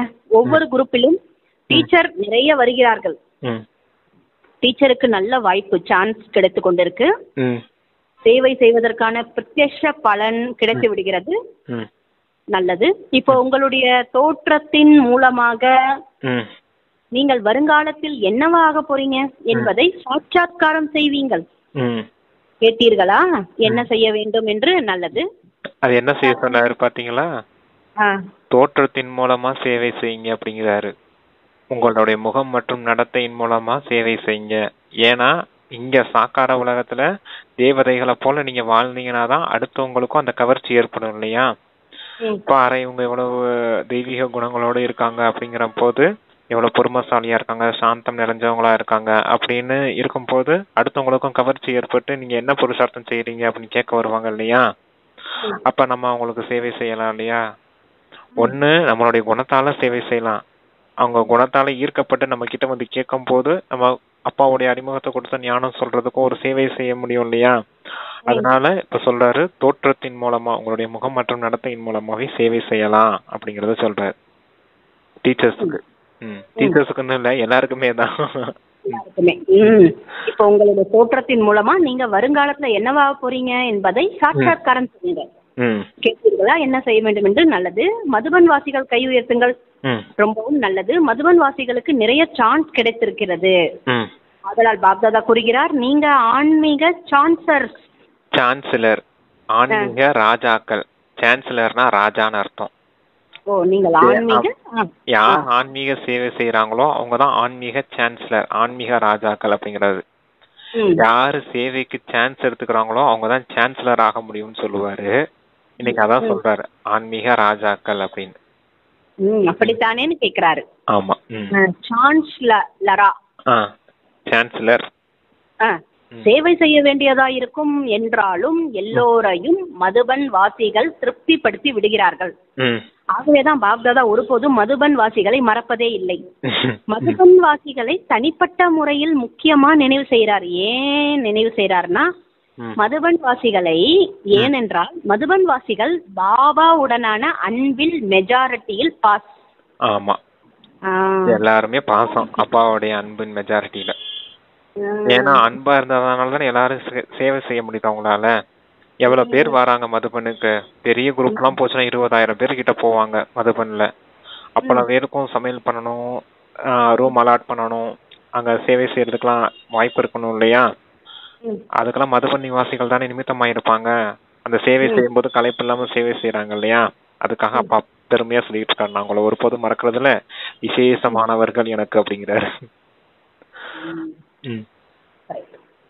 நைட்டு எத்தனை மணிக்கு போனாலும் எதாவது சாப்பிட கொடுப்பாங்களா? ஏன்னா இந்த ஃபிளைட் வந்து மாறி மாறி வரும்ல உங்களுக்கு. நைட் 2 மணிக்கு போனாலும் யாராவது இருப்பாங்களாம் பிரதர். ஆமா, அன்போட கொடுப்பாங்களாம் சாப்பாடு. 2 மணிக்கு 3 மணிக்கு 1 மணிக்கு 12 மணிக்கு போனா கூட கிடைக்குமா பாருங்க. ஆமா, டியூட்டி ஷிஃப்ட் மாத்தி போட்டிருப்பாங்க சிஸ்டர். நமக்கு கம்பெனி ஷிஃப்ட்லாம் போடுறாங்க இல்லையா, அது போல அவங்களுக்கும் ஷிஃப்ட் இருக்கும். இருந்தாலும் மாறி மாறி ஒத்துழைப்பு கொடுத்து சேவை செய்யறாங்க இல்லையா? ஆமா பிரதர், நைட் கண்ணுக்கு தூங்காம எப்ப இருந்தாலும் எழுந்து அன்போட ஒரு இது நம்ம செய்யணும்ல, அதுக்கு அந்த அன்பு தான் காரணம்ன்றாரு பாபா. ஆமா, மதுவன்வாசிகளை ஏன்னா மதுவன்வாசிகள் பாபாவோட அன்பில் மெஜாரிட்டியில் பாஸ். மெஜாரிட்டின்னு சொல்லி பாபா சொல்றாரு, பாபாவிடம் அன்பு துண்டிக்கப்படாததாக உள்ளது. மதுவன்வாசிகள் குறைந்தவர்கள் அல்ல, மிகவும் நல்லவர்கள். பாபா வந்து சொல்றாரு அவங்கள வராரு. இந்தூர் ஜோன் சேவாதாரிகள் வந்திருக்கிறார்கள். இந்தூர், ஆமா, இந்தூர் ஜோனில் இருந்து வந்திருப்பவர்கள் கை உயர்த்துங்கள். நிறைய பேர் வந்திருக்கிறார்கள், மிகவும் நல்லது. சேவை செய்வது என்றால் அருகாமையில் வருவதற்கான பழம் சாப்பிடுவது. சேவைக்கான சான்ஸ் எடுப்பது என்பது புண்ணியம் சேமிப்பது, ஆசீர்வாதங்களை சேமிப்பது. ஆகவே எல்லா சேவாதாரிகளும் உங்களுடைய புண்ணிய கணக்கை சேமித்தீர்களா? இந்த ஆசீர்வாதங்கள் மற்றும் புண்ணியம் எக்ஸ்ட்ரா லிஃப்ட் என்னும் வேலை செய்கிறது. நல்லது. ஆமா, பாருங்க, சேவை செய்யறதுனால என்ன பலன் ஏற்படுதுங்கிறாரு. ஆசீர்வாதங்கள் கிடைக்குது, புண்ணியத்தின் பலன் சேமிப்பாகுது. இதுதான் உங்களுடைய முயற்சியின் வாழ்க்கையில லிஃப்ட் போல உங்களை உயரத்துக்கு முன்னேற்ற செய்யுது அப்படிங்கறத சொல்றாரு. எது? புண்ணியத்தின் ஆசீர்வாதம். புண்ணியமும் ஆசீர்வாதமும் அது எப்ப கிடைக்கும்? நம்ம நல்ல விதத்துல சேவை செய்யும் போதுதான் கிடைக்கும் அப்படிங்கறத சொல்றாரு. உள்நாட்டிலும் வெளிநாடுகளிலும் இருப்பவர்கள் தூரமாக இருந்தாலும் சமீபத்தில் இருக்கிறார்கள். எல்லா குழந்தைகளும் பாப் தாதா ஸ்நேக தினமான இன்று ஸ்நேகத்திற்கு கைமாறாக 100 மடங்கு ஸ்நேகத்துடன் அன்பு நினைவுகள் அளிக்கிறார். பாப்தாதா பார்க்கிறார், வெளிநாடுகளில் ஒவ்வொரு நாட்டிலும் வெவ்வேறு விதமான நேரமா இருக்கும். இரவு பகல் மாற்றம் இருக்கும், மாறி மாறி இருக்கும். நீங்க சொன்னீங்க இல்லையா? இருந்தாலும் கூட பிரகாசமாக ஒளி வீசி கொண்டே இருக்கும் ஜோதி போல களைப்பின்றி கேட்டுக்கொண்டிருக்கிறார்கள், மகிழ்ச்சியும் அடைகிறார்கள். பாப்தாதா குழந்தைகளின் மகிழ்ச்சியை பார்த்து கொண்டிருக்கிறார். சொல்லுங்கள், நீங்கள் குஷியில் ஆனந்த நடனம் செய்கிறீர்கள் தானே? எல்லோரும் தலையை அசைக்கிறார்கள். ஆம் பாபா. ஜனக் குழந்தை கூட, அதாவது தாதி ஜானகி, மிகவும் இனிமையாக புன்முறுவல் செய்து கொண்டிருக்கிறார்கள். பொதுவாக எல்லோர் மீதும் பாபாவுக்கு நினைவு இருக்கு. ஆனா எத்தனை பேரின் பெயர்களை எடுப்பது? அநேக குழந்தைகள் இருக்கிறாங்க. அதனால் பாப்தாதா கூறுகிறார், ஒவ்வொரு குழந்தையும் தங்கள் தங்கள் பெயருடன் அன்பு நினைவுகளை ஸ்வீகாரம் செய்து கொண்டிருக்கிறார்கள். ஆமா, எல்லாரும் அவங்கவுங்க பேரை போட்டுக்கோங்க அப்பாவுடைய நினைவுக்கு பக்கத்துல. ஆமா, அதான் நினைப்பாங்க நம்ம பேர் சொன்னா நல்லா இருக்கும். அது எத்தனை பேரை சொல்ல முடியும் பாபான்றது? எத்தனை குழந்தைங்க இருக்காங்க எனக்கு, எல்லாரையும் நான் சொல்லிடுறேன், அவங்க பேர் போட்டு. அதுலயும் பாருங்க, உலகத்துல வேற வேற நேரம் இருக்கும். பாபா கரெக்டா 6:30க்கு வராரு இல்லையா மதுபன்ல சாயந்தரம். அந்த டைம் பாருங்க, நமக்கு இந்தியால டைம் 6:30 இருக்கும். மத்த நேரத்துல எல்லாம் வெவ்வேறு நேரமா இருக்கும். சிலருக்கு 12 மணி இருக்கும், நைட்டு 10 மணி இருக்கும், ஒவ்வொரு நேரமும் இருக்கும் இல்லையா? அத்தனை பேருக்கும் அப்பா பாத்துட்டு இருக்காரு. சுட்சமோதானத்துல எமர்ஜி பண்ணி பாத்துட்டு இருக்கேன் அப்படிங்கறத சொல்றாரு. உட்காந்த இடத்துல எல்லாரையும் பாத்துக்கிட்டு இருக்கேன், எல்லாரும் பொன்னுருவல் செய்துட்டு இருக்கீங்க. அப்ப என் பேரை சொல்ல உன் பேரை சொல்லு யாரும் வருத்தப்பட்டு இருக்காதீங்க, அவங்க பேருக்கு முன்னாடி என்னுடைய அன்பு நினைவுகளை சேர்த்துக்கங்க அப்படிங்கிறாரு. அதான், அது ஒரு பேர் மட்டும் பாபா சொல்றாரு. அவங்க சொல்றாங்க ஜனக் ஜானகி தாதி புன்முரு. அதே மாதிரி நீங்க எல்லாரும் உங்க பேரை போட்டு புன்முறுவலா இருந்து பாருங்கன்றாரு. ஆமா, நமன் பிரதர். வெளிநாடு நைட்டுனா அவங்க நைட் முழிச்சிருப்பாங்க. பாபா 2 மணி நேரம் 3 மணி நேரம் இருக்காருன்னா இருப்பாங்க. ஆமா. எல்லாருக்கும் சென்டர்ல அலோகேட் பண்ணுவாங்க இல்லையா? ஆமா. அப்ப பாப்பாங்களே எல்லாரும் உட்காந்து பாபா என்ன சொல்றாரு, வாணி சொல்ல வந்திருக்காரு அப்படின்னு. பரந்தாமத்துல இருந்து சாக்கார உலகத்துக்கு பாபா வந்திருக்காருன்னு எல்லாரும் ஆர்வமா உட்கார்ந்து இருப்பாங்களே அந்த நேரம். ஆமாங்க பிரதர். ஆமா, அதுக்காக தான் சொல்றாரப்பா. ஓகேங்க பிரதர். அது எங்க இருந்தாலும் இல்லைங்க பிரதர்? ஆமா, கரெக்ட். எங்க இருந்தாலும், அதாவது வெளிநாட்டுல இருந்தாலும் அந்த டைம் அவங்க வந்து அலாட் பண்ணி பாபா இதுக்காக இருக்கிறாங்க. ஆமா. இப்ப நமக்கு வந்து அது கரெக்டா அந்த 10 மணிக்கு கரெக்டா முடிஞ்சு போயிருது, அவங்களுக்கு இல்லைன்றாரு பாபா. ஆமா ஆமா ஆமா. அதை இன்னைக்கு வந்து தனியா சொல்றாரு மென்ஷன் பண்ணி. ஓகே. அதுக்கப்புறம் பாபா புன்முறுவல் செய்து கொண்டிருக்கிறார்கள். பொதுவாக எல்லோர் மீதும் பாபா நினைவு இருக்கு, அதான் பேர் போட்டுக்கோங்கன்ட்டாரு பாபா. பாபா வந்து எது சொன்னார்னா, பாப்தாதா கூட ஒவ்வொரு குழந்தையும் தங்கள் தங்கள் பெயருடன் அன்பு நினைவுகள் அங்கீகாரம் செய்து கொண்டிருக்கிறார்கள். மேலும் செய்து கொண்டே இருக்க வேண்டும். நல்லது. இப்போது ஒரு வினாடியில் நிராகாரி ஸ்திதியில் நிலைத்திருங்கள். பாபா ட்ரில்லு செய்விக்கிறாரு அங்க இருக்கிறவங்க எல்லாரையும். ஒரு நொடிக்கு நிராகார ஸ்திதிக்கு போயிட்டு வாங்கன்றாரு. ஆமா, எல்லாரும் அசரீரியா மாறிடுங்க, ஆத்மா பயிற்சி செய்யுங்க அப்படிங்கறத ட்ரில் செய்விக்கிறார். அப்ப அந்த ஒரு நொடி டக்குன்னு நம்ம என்ன பண்ணணும், எப்படி பண்ணணும்? நம்ம ஆத்மாவாதானே இருக்கும் இயல்பாவே. ஆமா. அப்ப ஆத்மா ஸ்திதிக்கு போயிருங்க. நான் ஆத்மா, நான் சாந்த ஸ்வரூபமானவன் அப்படின்னா அந்த ஸ்திதியில ஒளிப்புள்ளி அந்த ரூபத்தின் நினைவுலயே போயிடுங்க அப்படிங்கறத சொல்றாரு. அதான் ட்ரில் அப்படிங்கிறாரு. ஆத்மாங்கிறது நினைவு வந்துருச்சுன்னா அடுத்து பரமாத்மா என்னுடைய தந்தைங்கிற நினைவும் வந்துரும் இல்லையா கூடவே. அந்த ஆத்மாவை பார்க்க சொல்றாரு. அதாவது எப்படி சொல்றாரு, ரூபத்துல கொண்டு வர சொல்றாரு, நினைவு செய்ய சொல்றாரு. நினைவு செய்ய சொல்றாரு அந்த நிராகாரி ஸ்திதிய. ஓகே. நிராகாரி அப்படின்றது என்ன சொல்லுவாருன்றது, நிராகாரினா ஆத்மா தான், எல்லாத்திலிருந்து விடுபட்ட ஆத்மா. ஆமா. ஓகே. அடுத்து என்ன சொல்றானா, லிவிங் வேல்யூஸா? லிவிங் வேல்யூனா வாழ்ந்து கொண்டுட்டு இருக்கும் போதே குணங்களை கொண்டுட்டு வருது, நிலையான குணங்கள்னு சொல்லுவாங்க. தெய்வீக குணங்களை எடுக்கிறதுக்கான ஒரு பயிற்சி வகுப்பு நடந்துகிட்டு இருக்குது. அதுவும் நல்ல விதத்துல சேவை செய்து உங்களுடைய வாழ்க்கை முறைய நல்ல விதத்துல உருவாக்குறதுக்கான தெய்வீக குணங்களின் சம்ஸ்காரத்தை நீங்க உருவாக்கணும் இல்லையா? அதுக்காக இந்த லிவிங் வேல்யூஸ் அப்படிங்கிற அந்த வகுப்பு நல்லாதான் இருக்குது, சேவை செய்து நல்லா அப்படிங்கறத சொல்றாரு. வாசிங்க. அதான் பிராக்கெட்ல போட்டிருக்காரு, நிலையான நற்குணங்கள். அதாவது பயிற்சி வகுப்பு நடந்து கொண்டிருக்கிறது. மதுபனில் நடந்துட்டு இருக்கு போல பிரதர். இது சேவைக்கான நல்ல ஒரு சாதனம். இந்த பயிற்சியை செய்து கொண்டே தங்களுடைய இனிமையான வாழ்க்கைக்கு தேவையான அபியாசத்தை அதிகப்படுத்திக் கொண்டே இருக்க வேண்டும். அடுத்து பாபா சொல்றார், நல்லது பாப்தாதா இன்று குல்சார் குழந்தைக்கு ஒரு விஷயம் சொல்லிக் கொண்டிருக்கிறார். விசேஷமாக நல்வாழ்த்துக்களை அளிக்கிறார். பிரம்மா உடலில் சேவை செய்தது போலவே இந்த ரதமும் 33 ஆண்டுகள் முடித்து விட்டது. இந்த பார்ட் டிராமாவில் உள்ளது. பாபாவின் உதவி மற்றும் குழந்தையின் தைரியம் இரண்டும் சேர்ந்து பார்ட் செய்யப்படுகிறது. நல்லது அப்படி சொல்ற. ஆமா, பிரம்மா பாபா உடம்புல சிவபாபா 33 வருஷம் வந்தார் இல்லையா? 36ல இருந்து 1936ல இருந்து 1969 வரைக்கும். அது போல குல்சார் தாதி சரீரத்திலையும் சிவபாபாவும் பிரம்மபாபாவும் பிரவேசமாயி அவ்வியத்தவாணி சொன்னது 1969ல இருந்து 2002 வரைக்கும் 33 வருஷம் ஆயிடுச்சு அப்படின்னு சொல்றாரு. 33 எவ்வளவு வருஷம் ஆச்சு? 66 வருஷம் ஆச்சு 2022ல. 66.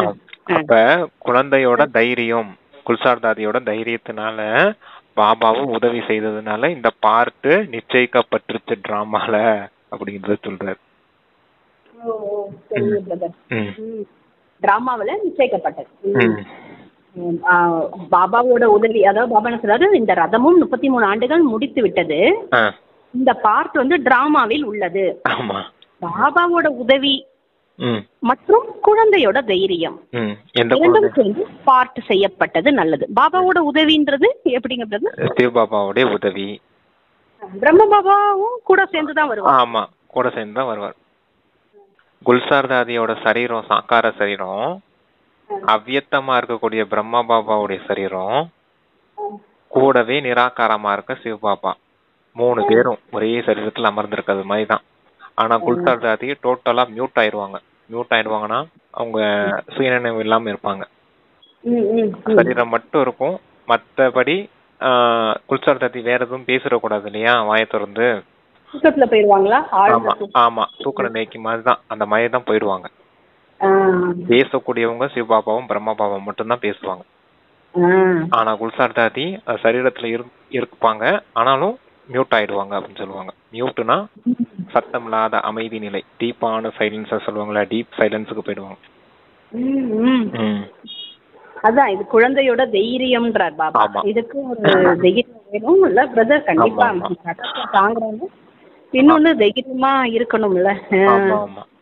தைரியம் என்ன தைரியம்? பாபா கூட இருக்காரு, ஒன்னும் ஆகாது அப்படிங்கிற தைரியம் தான். அவ்வளவு நேரம் அந்த ரதத்துல 2 பேர் இருப்பாங்கன்னா அவங்களுக்கு ஒன்றும் தெரியாது. ஓகே, அதுக்கப்புறம் ஏதாவது உடம்புல தெரியுமா பிரதர்? அவங்களுடைய அனுபவம் கேட்டிருக்கீங்களா நீங்க? பாபா வந்துட்டு போனதுக்கு அப்புறம் அவங்க சரீரம் எப்படி இருக்குன்னு கேட்டா ரொம்ப சுகமா இருந்துச்சு அப்படின்னு சொல்லுவாங்களாம். ஓ சரி சரி. ரொம்ப ஃப்ரீயா இருந்துச்சு, அப்படியே சொடக்கு எடுத்தது மாதிரி இருந்துச்சுன்னு சொல்லுவாங்களாம். ரொம்ப நிறைய பவர்ஃபுல் சக்தி கிடைச்சது மாதிரி இருக்குது, அவ்வியத்த பரிசுத்தமா பறந்துகிட்டு இருக்கு அப்படின்னு சொல்லுவாங்களாம். அனுபவம் அததான் சொல்றாரு. அதான் தைரியம் 2 சேர்ந்து பார்ட் செய்யப்பட்டது நல்லது. சதா ஸ்நேகத்தில் மூழ்கி இருக்கிற எல்லோருக்கும், சதா அன்பில் மூழ்கி இருக்கிறவர்கள் சதா கரண்ஹாவார். ஆத்மஸ்வரூபத்தில் நிலைத்திருப்பவர்கள் சதா 3 வார்த்தைகளில் அடங்கிய சிவமந்திரத்தை பிரத்யக்ஷ வாழ்க்கையில் கொண்டு வந்து கொண்டிருப்பவர்கள் சதா பாபா சமானமாக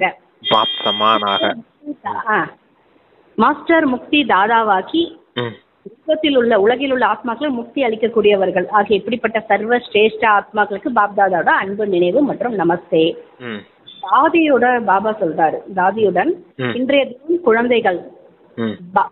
தினம் குழந்தைகள்னு போட்டு பாபா என்ன சொல்றாருன்னா, பாபா குழந்தைகளை விசேஷமா உலகின் முன்னே பிரத்யேகம் செய்தார். பாபா செய்விப்பவர் ஆனார், குழந்தைகள் செய்பவர்கள் ஆக்கினார். அல்லது இந்த ஸ்நேகத்தின் அலைகள் அனைவரையும் அடக்கி கொண்டு விடுகிறது. ஸ்நேகத்தோட அலைகள் அனைவரையும் அடக்கி கொண்டு விடுது. நல்லது. சரீரத்தை நடத்துவதற்கான விதி பற்றி தெரிந்து கொண்டும் விட்டீர்கள். நடத்தி பாபா சமானமாக அவ்வியத்தம் ஆகி விடுவீர்கள். சகஜ புருஷார்த்தம். அதான் சரீரத்தை எப்படி நடத்தணும்னு விதியை தெரிஞ்சுக்கிட்டீங்க, அப்படியே அந்த சரீரத்தை அவ்வியத்த நிலையில இருந்தே நடத்துங்க அப்படின்னா, அந்த செய்பவர் செய்விப்பவன் சொன்னோம் இல்லையா, செய்விப்பவன் தேகத்தின் எஜமானன் மாலிக் அப்படிங்கிற அந்த நினைவுல இருந்து கர்மத்தை செய்து இந்த பழக்கம் ஏற்படணும் உங்களுக்கு. அது சம்ஸ்காரம் ஆயிடுச்சுன்னா நீங்களும் சீக்கிரமா பிரம்மா பாபாவுக்கு சமமா அவ்வியத்தம் ஆயிடுவீங்க அப்படிங்கறத சொல்றாரு. சகஜ புருஷார்த்தம். ஆமா, அதான் சகஜ புருஷார்த்தம்ன்றார். ஆசீர்வாதங்கள். முழு நாளும் எந்த ஒரு கோபமும் படக்கூடாது. அதாவது பாபா சகஜ புருஷார்த்தம் ஆசீர்வாதங்கள் அது கொடுத்துறாரு. கொடுத்து அடுத்து என்ன சொல்றாருன்னா, முழு நாளும் எந்த ஒரு கோபம் படக்கூடாது, ஆசீர்வாதம் கிடைக்கும். இதுதான் ஃபர்ஸ்ட் கிளாஸ் புருஷார்த்தம். ஆமா, கோபப்படாம எல்லார்கிட்டயும் ஆசீர்வாதம் வாங்கணும். நீங்க கோவப்பட்டீங்கன்னா அவங்க ஆசீர்வாதம் கொடுக்க மாட்டாங்க. அவங்க என்ன சொல்லுவாங்க, அப்ப நீங்க கோவப்படாம அன்பாவே இருந்தீங்கன்னா அவங்க கண்டிப்பா ஆசீர்வாதம் கொடுப்பாங்க அப்படிங்கறத சொல்றாரு. First class புருஷார்த்தம்ன்றாரு. சகஜமானது கூட ஃபர்ஸ்ட் கிளாஸ், இது சகஜமானது ஃபர்ஸ்ட் கிளாஸ்ன்றாரு. முதல் தரமானது கூட சரிதானே கேக்குறார் பாபா. சரீரம் எப்படி இருந்தாலும் சரி, ஆத்மா சக்திசாலி தானே. குழந்தையாக நீங்க 14 ஆண்டு காலமா தபஸ் செய்தீர்கள். அந்த தபஸ்வியாவின் சக்தி சேவை செய்வித்துக் கொண்டிருக்கிறது. இப்போது உங்களுக்கு நிறைய தோழிகள் ஆகிவிட்டார்கள். நல்ல நல்ல சேவையின் தோழிகள் உங்களை பார்த்து மகிழ்ச்சி அடைகிறார்கள். இதுவே போதுமானது, சரிதான் அப்படி கேட்கிறார் பாபா. சேவையின் துணைவர்கள் நிறைய பேர் வந்துட்டாங்க இல்லையா, அது சொல்றாரு அப்பா. சொல்லுங்க பிரதர். 14 வருடம் தபஸ்யா செய்துட்டு இருந்தாங்க இல்லையா, அப்ப குறைவானவர்கள் 400 பேர் என்னமோ தான் இருந்தாங்க. இப்ப நிறைய பேர் வந்துட்டாங்க இல்லையா, அந்த 2022ல. ஆமா. அப்ப துணைவர்கள், தோழிகள் உங்களுக்கு நிறைய பேர் கிடைச்சிட்டாங்க, இவங்களே போதுமானவங்க, இவங்கள வச்சு நல்ல விதத்துல சேவை செய்யலாம் நீங்க அப்படிங்கறத சொல்றாரு. நல்ல சேவை தோழிகள். ஆமா, உங்களை பார்த்து மகிழ்ச்சி அடைகிறார்கள். இதுவே போதுமானது, சரிதான் அப்படி கேட்டு முக்கியமாக அதாவது முக்கிய மூத்த சகோதரர்களுடன் நேர்முகம். மூத்த சகோதரர்னா இது தாதாக்கள், அவங்களோட நேர்முகம், நேர்ல பேசுறாரு போல. அதுக்கு என்ன சொல்றா, டிராமா படி சேவைக்காக எப்படிப்பட்ட பிளான் செய்கிறீர்களோ அது நன்றாகவே நடந்து கொண்டிருக்கிறது. மேலும் ஒவ்வொருவரும் சதா எல்லோருடனும் சிநேகம் மற்றும் ஆசீர்வாதம் பெறுவதற்காக சதா, அதாவது பாபா சொல்றார், சதா எல்லோருடனும் சிநேகம் மற்றும் ஆசீர்வாதம் பெறுவதற்காக குழந்தை மற்றும் எஜமான் என்ற பாடத்தை பக்காவா செய்து ஒருவரை ஒருவர் முன்னேற்றிக் கொண்டு ஒருவரை ஒருவர் ஆலோசனைகளுக்கு மதிப்பளித்துக் கொண்டே முன்னேறி கொண்டே இருந்தால் வெற்றி மேல் வெற்றிதான். வெற்றி அடையத்தான் வேண்டும். ஆனா இப்போது யாரெல்லாம் நிமித்தமா இருக்கிறார்களோ அவர்களை விசேஷ சிநேக சம்பந்தத்தில் கொண்டு வர வேண்டும். இவர்கள் அனைவருடைய புருஷார்த்தையும் தீவிரப்படுத்த வேண்டும். சிநேகம், சுயநலமற்ற அன்பு யாரிடம் நிஸ்வார்த்த சிநேகம் உள்ளதோ அவர்கள் மதிப்பு கொடுப்பார்கள், மதிப்பை பெறுவார்கள். தற்சமயம் சிநேக மாலையில் எல்லோரும் இணைந்திருக்க வேண்டும். இதுதான் விசேஷ ஆத்மாக்களோட காரியம். மேலும் இதன் மூலமாகவே சிநேகம் சமஸ்காரத்தை மாற்றம் செய்ய முடியும். ஞானம் ஒவ்வொருடமும் உள்ளது. ஆனா சிநேகம் எப்படிப்பட்ட சமஸ்காரம் உடையவர்களையும் சமீபத்தில் கொண்டு வந்துவிடும். சிநேகத்தினுடைய 2 சப்தம் சதா காலத்திற்கும் அவர்களுடைய வாழ்க்கையில் துணையாக இருக்க முடியும். நிஸ்வார்த், சுயநலமற்ற சிநேகம் சீக்கிரமா மாலையை தயாராக்கிவிடும். பிரம்ம பாபா என்ன செய்தார்? சிநேகத்தால் எல்லாரையும் தன்னுடையவராக்கி கொண்டார். ஆதலால் இப்போது இதற்கு அவசியமா இருக்கிறதல்லவா அப்படி கேட்கிறேன். ஆமா, மூத்த சகோதரர்கள்ட்ட பேசிட்டு இருக்காரு. டிராமா பிளான் அனுசாரமா சேவையெல்லாம் நல்லா பிளான் பண்றீங்க, ஆனா பாலக்காவும் இருக்கீங்க, மாலிகாவும் இருக்கீங்க, அந்த பார்ட்டை நல்ல விதத்துல பிளே பண்ணுங்க. மாலிகாயி சேவைக்கான கருத்துக்களை சொல்றதுக்கான உரிமை எல்லாருக்குமே இருக்கு. அப்ப எல்லாரையும் அவங்கவுங்க கருத்துக்களை சொல்றதுக்கு அனுமதி கொடுங்க அப்படிங்கறத சொல்றாரு. குழந்தைகளான நமக்கும் அனுமதி இருக்கு, நம்ம இப்படிலாம் சேவை செய்யலாம் அப்படிங்கிற கருத்து சுதந்திரம், அந்த கருத்துக்க மரியாதை கொடுங்க அப்படின்றத சொல்றாரு மூத்த சகோதரர்கள் கிட்ட. எல்லாருக்கிட்டையும் கருத்து கேளுங்க, அந்த கருத்துக்கான மரியாதையை கொடுங்க அப்படிங்கறத சொல்றாரு. கொடுத்துட்டு என்ன சொல்றாரு, மாலிக்காகி எல்லாரும் கருத்து சொல்ற உரிமை இருக்குது, நீங்களும் உங்களுடைய கருத்துக்களை சொல்லுங்க, அவங்களுடைய கருத்துக்களையும் கேட்டுக்கோங்க, அவங்களுடைய கருத்துக்களுக்கு மரியாதை கொடுங்க. யாருடைய கருத்துக்கு மரியாதை கொடுக்க கூடாது, மரியாதை கொடுக்காம இருக்கக்கூடாது. கூடவே என்ன செய்றீங்க, யாருடைய சேவை கருத்து மெஜாரிட்டியா இருக்குதோ கணக்கெடுப்பு நடத்துங்க, அதுல மெஜாரிட்டியா யாருடைய கருத்துக்கள் நல்லா இருக்குதோ அவங்க சேவையில போட்டுட்டு பயன்படுத்துங்க அப்படிங்கறத சொல்றாரு. அப்ப சேவையில பயன்படுத்தும் போது பாலக்கா மாறிடணும். மாலிகா இருந்து கருத்துக்களை சொல்லுங்க, பாலக்கா மாதிரி செயல்படுத்துங்க. அதான் பாலக் மற்றும் மாலிக் அப்படிங்கிற அந்த விதியின் மூலமாக சேவையை நல்ல விதத்துல செய்யுங்க. எல்லாருக்கும் மரியாதை கொடுங்க. மரியாதை கொடுக்கறதுனா என்ன அர்த்தம்? அன்பு இருந்தாதான் மரியாதையே கொடுக்க முடியும். அதான் சுயநலமற்ற அன்பு உங்களுக்கு இருந்துச்சுன்னா கண்டிப்பா நீங்க மரியாதை கொடுத்தே தீருவீங்க அப்படிங்கறத சொல்றாரு. அவங்களுக்கு சொல்றாங்கன்னா அவங்களுக்கு மட்டும் கிடையாது, நமக்கும் தான். நாமளும் அடுத்தவங்களுக்கு மரியாதை கொடுக்கணும். எது மூலமா மரியாதை கொடுப்போம்? எந்தவித எதிர்பார்ப்பும் இல்லாத, அதான் நிஸ்வார்த்தம் சொல்றாரு. எதிர்பார்ப்பும் இல்லாத, சுயநலமே இல்லாத ஒரு அன்பு இருந்துச்சுன்னா அவங்களும் என்னுடையவர்கள், நம்முடைய சகோதர ஆத்மாக்கள் அப்படிங்கிற அந்த அன்பின் சமஸ்காரம் இருந்துச்சுன்னா அவங்களுக்கு நம்ம அந்த மரியாதை கொடுப்போம் அப்படிங்கறத சொல்றாரப்பா. பிரம்மா பாபா என்ன காரியம் செய்தாரு? ஸ்நேகத்தின் அந்த சம்ஸ்காரத்தினால எல்லாரையும் தன்னுடையவர்களா மாத்திக்கிட்டாரு இல்லையா? அதே போல நீங்களும் உங்களுடைய சுயநலம் இல்லாத அன்புனால அடுத்தவங்களுக்கு மரியாதை கொடுக்கறதுனால அவங்களைய தன்னுடையவர்களா மாத்திக்கோங்க. எல்லாரும் என்னுடைய சகோதர ஆத்மாக்கள் அப்படிங்கிற அந்த உணர்வை கொண்டுட்டு வாங்க அப்படிங்கறத சொல்றாரு. ஞானம் எல்லாமே நல்லா தான் இருக்குது, கருத்தெல்லாம் நல்லா தான் சொல்றீங்க எல்லார்ட்டையும். ஆனா ஸ்நேகம் ரொம்ப முக்கியம், ஸ்நேகத்தின் சம்ஸ்காரம் ரொம்ப முக்கியம். அதன் மூலமா தான் நீங்க சேவை செய்யணும் அப்படின்றத சொல்றாரு. ஸ்நேகம் சீக்கிரமா மாலையை தயாராக்கி விடும். அப்ப மாலை தயாராகணும்னா ஒரு குறிப்பிட்ட ஆளுகள் மட்டும் இருந்து மாலையை உருவாக்க முடியாது இல்லையா? மொத்தமா எல்லாருடைய மாலையும் வேணும் இல்லையா? எல்லாருடைய ஒத்துழைப்பும் வேணும் இல்லையா? ஒரு மணியோட இன்னொரு மணி சேர்ந்தாதானே மாலை தயாராகும். ஒரு மணியும் இன்னொரு மணியும் சேராம இங்கிட்டு மோதல் ஏற்பட்டு அங்கிட்டு ஒரு மோதல் ஏற்பட்டு இருந்துச்சுன்னா சேர முடியாம போயிடும் இல்லையா? அப்ப மாலை மணி சேராது இல்லையா? அப்ப எல்லாரும் ஒத்துழைப்பு கொடுத்து எல்லாரும் ஒற்றுமையா இருந்து சேவை செய்யுங்க, அப்படின்னா தான் மாலை தயாராகும்ன்றது சொல்றாரு. ஒருத்தவங்க மரியாதை கொடுக்கல, இவங்க என்னோட கருத்துக்கு மரியாதை கொடுக்கல, நான் உங்க கூட ஒத்துழைச்சு போக மாட்டேன் அப்படின்னு சம்ஸ்காரம் முதல்ல ஏற்பட்டுரும் இல்லையா? அத சொல்றாரு பாபா. மாலையின் மணி தயாராகணும்னா நீங்க இந்த மரியாதை கொடுக்கணும், அன்பு கொடுக்கணும், சுயநலமற்ற அன்பு இருந்தாதான் சேவை நடக்கும். அப்பதான் சீக்கிரமா அந்த மாலையின் மணி தயாராகும்ன்றத சொல்றாரு. பிரம்மா பாபா என்ன செஞ்சா, ஸ்நேகத்தா எல்லாரையும் தன்னுடையராக்கி கொண்டார். அதனால் இப்போது இதற்கு அவசியமா இருக்கிறதல்லவா பாபா கேட்கிறாரு. ஆக்சுவலா சேவையில ஏதாவது வந்தா கூட இவங்களோட நான் சேவை செய்ய மாட்டேன் அப்படிலாம் நினைக்க கூடாது. அது வந்து ஸ்நேகத்துல ஒத்துழைப்பு கொடுத்து செஞ்சுட்டு போயிட்டே இருக்கணும்ன்றாரு. அப்பதான் மாலையும் தயாராகும் சீக்கிரமா அப்படின்றாரு. அடுத்து வந்து இது மீட்டிங் சொல்றாருங்க பிரதர். சோனிபட் அவங்களுக்காக மீட்டிங் நடந்து கொண்டிருக்கு. அங்கே அனுபவம் செய்விப்பதற்காக சாதனங்களை எப்படி பயன்படுத்துவது அவர்கள் பிளான் செய்து கொண்டிருக்கிறார்கள்.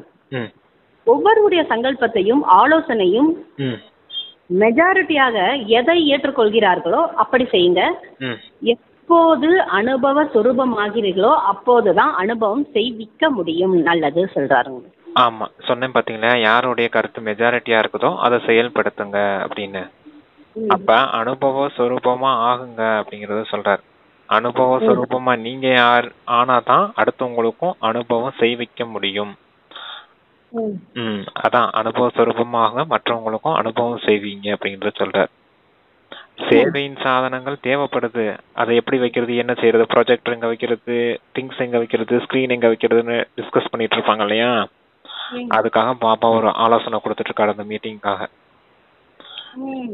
நீங்க இதெல்லாம் பழகும் போதும் உங்களுக்கு அனுபவம் கிடைக்கும். அப்ப அனுபவ சுரூபமா ஆகுவீங்க. நீங்க நல்ல விதத்துல அனுபவம் செய்யும் போதுதான் மற்றவங்களுக்கும் சொல்லித்தரதுக்கு அந்த அனுபவம் இருக்கும் இல்லையா? எக்ஸ்பீரியன்ஸ்.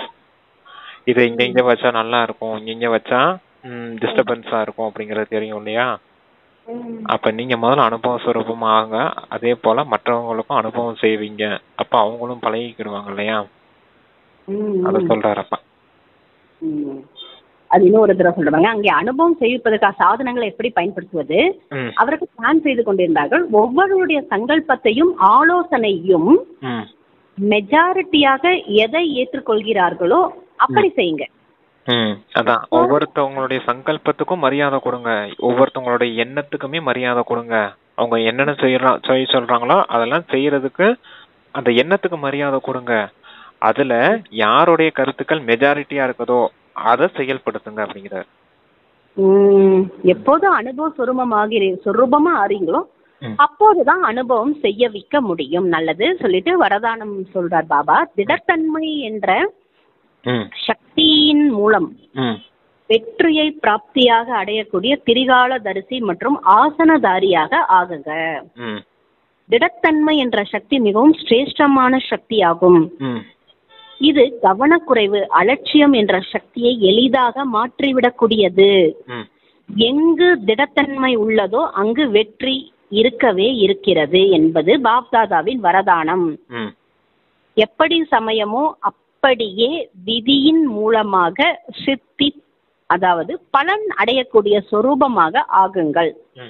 எந்த ஒரு காரியத்தை செய்வதற்கு முன்பாக அதனுடைய முதல் இடைக்கடை அதை கவனமாக சிந்தித்து புரிந்து கொண்டு காரியங்களை செய்யுங்கள். மேலும் செய்ய வையுங்கள்.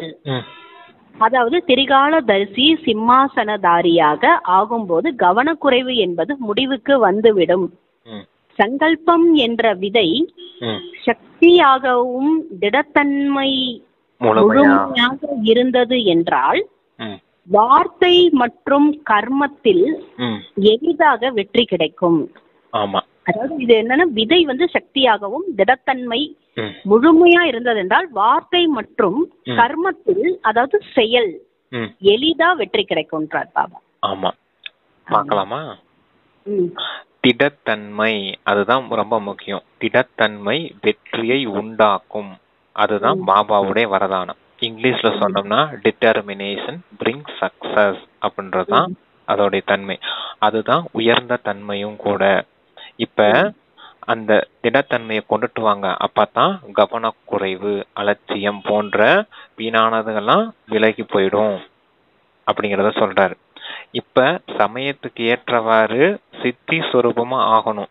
சித்தினா சமயத்துக்கு ஏத்த மாதிரி விதியினால வெற்றி சொரூபமா ஆகணும் நீங்க. அதுக்குத்தான் ஒவ்வொரு காரியம் செய்யும் போதும் முதல் இடை கடை அதனுடைய விஷயங்கள் தன்மைகளை புரிஞ்சுக்கிட்டு திரிகால தரிசி அப்படிங்கிற அந்த சிம்மாசனத்துல அமர்ந்து முதல் இடைக்கடை விஷயத்த நல்ல விதத்துல புரிஞ்சு சிந்தனை செஞ்சு காரியத்துல கொண்டுட்டு வாங்க. அப்ப கவனக்குறைவு, அந்த அலட்சியம் இதெல்லாம் முடிஞ்சு போயிடும் அப்படிங்கிறத சொல்றாரு. அப்ப சங்கல்பம் சக்திசாலியா இருக்கும் போது, சங்கல்பம்ங்கிற விதை சக்திசாலியா இருக்கும் போது, திடத்தன்மை அப்படிங்கிறது முழுமைத்தன்மையோடு இருக்கும் போது வார்த்தை மற்றும் கர்மத்துல வெற்றி கண்டிப்பா கிடைச்சே தீரும் அப்படிங்கிறத சொல்றாரு. வெற்றி எதுல கிடைக்கணும்? கண்டிப்பா வார்த்தை மற்றும் கர்மத்துல குறிப்பா வெற்றி உண்டாகணும். அதுக்காகத்தான் அப்பா வரதானம் கொடுத்துட்டு இருக்காரு. அதுக்கு சங்கல்பமும் சக்திசாலியா இருக்கணும்.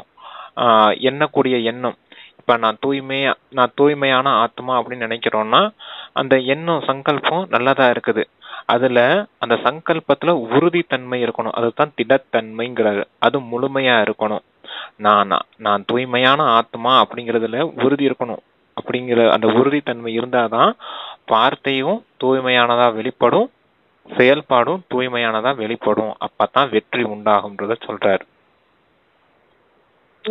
புரிஞ்சுதா சிஸ்டர்? ஆமா.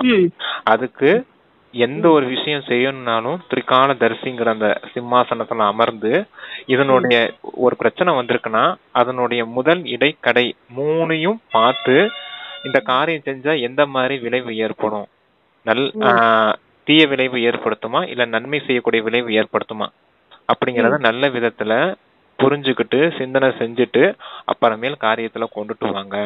அப்பதான் வெற்றி உண்டாகும்ன்றத சொல்றாரு. நல்ல வரதானம். அதான் முதலடி காடை கவனமா செஞ்சு புரிந்து கொண்டு காரியம் செய்யுங்க, மேலும் செய்ய வைங்க,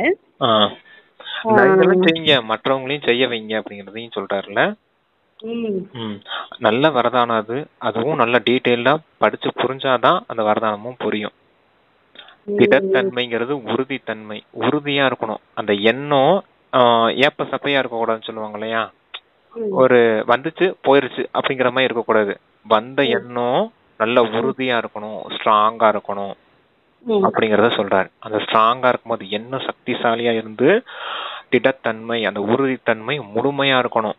பாதி அரை குறையும் இருந்துச்சுன்னா தோத்து போயிடும், வார்த்தையும் கர்மாவும் தப்பா போயிடும். இப்ப சங்கல்பம் சக்திசாலியா இருக்கணும், திடத்தன்மை முழுமையா இருக்கணும். முழுமையா இருந்தாதான் வார்த்தையும் நல்லதா வரும், கர்மாவும் நல்லதா வரும் அப்படிங்கறத சொல்றாரு. அப்ப திடத்தன்மைக்கு எவ்வளவு முக்கியத்துவம் இருக்குது பாத்தீங்களா அப்படிங்கிறாரு. அதனாலதான் சொல்றது டிட்டர்மினேஷன் பிரிங் சக்சஸ், திடத்தன்மை வெற்றியை உண்டாக்கும் அப்படின்னு பாபா வரதானம் கொடுத்திருக்காரு. அந்த வரதானத்தை பயன்படுத்துங்க அப்படிங்கிறாரு.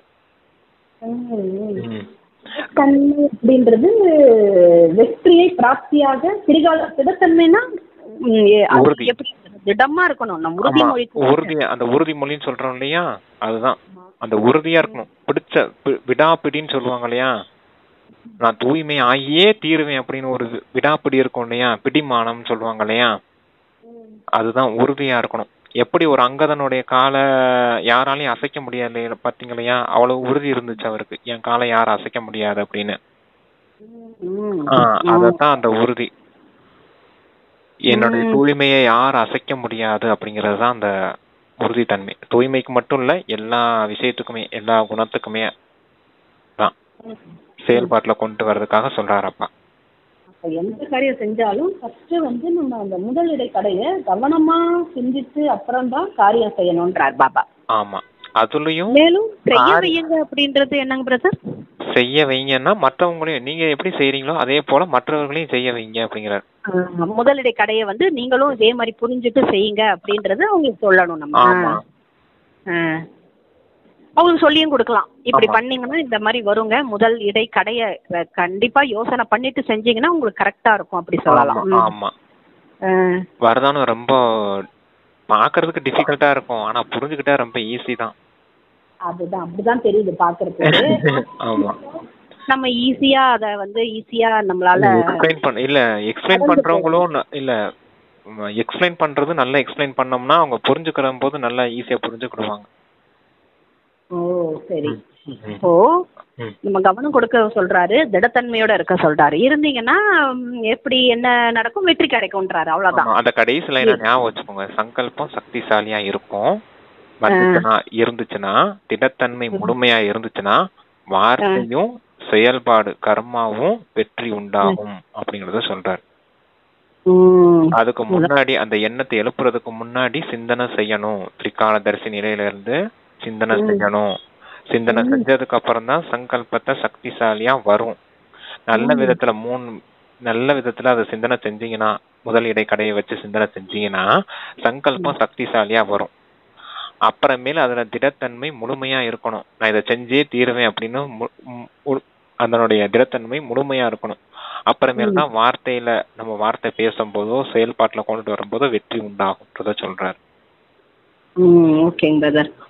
திருகால தரிசின்ற சிம்மாசனதாரியாக ஆகும்போது கவனக்குறைவு என்பது முடிவுக்கு வந்துவிடும்.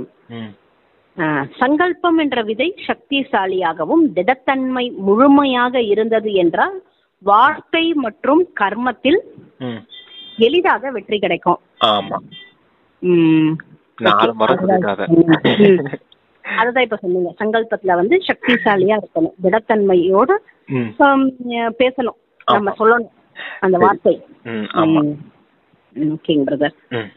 ஓகே, அப்புறம் ஸ்லோகன்ல என்ன சொல்றாருன்னா, எப்போதும் திருப்தியாக இருந்து அனைவரையும் திருப்திப்படுத்துபவர்கள் தான் திருப்தி மணி ஆவார்கள்.